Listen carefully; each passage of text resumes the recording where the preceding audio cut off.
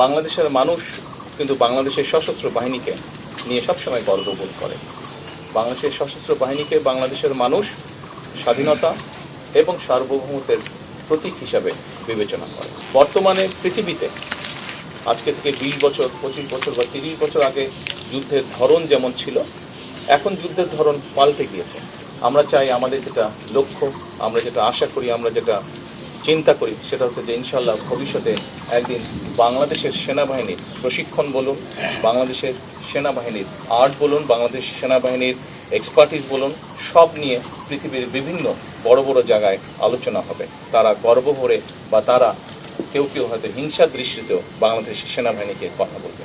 আমরা সেই দিনের অপেক্ষা করছি। সেনাবাহিনীর একটি মূল বিষয় হচ্ছে প্রশিক্ষণ, আরেকটি মূল বিষয় হচ্ছে চেইন অফ কমান্ড। এইটি আমাদেরকে, কারণ ডিসিপ্লিন রক্ষা করতে হলে অবশ্যই চেইন অফ কমান্ড আমাদেরকে মানতে হবে। এই দুটোইকে যদি আমরা এক করতে পারি, তাহলেই একই সাথে টেকনোলজির যদি ইনপুট আমরা দিতে পারি, তাহলেই আমরা একটি শক্তিশালী সেনাবাহিনী গড়ে তুলতে সক্ষম হব ইনশাআল্লাহ। সশস্ত্র বাহিনীকে আমরা ধীরে ধীরে পর্যায়ক্রমিকভাবে আমরা একটি শক্তিশালী বাহিনী হিসেবে করতে চাই।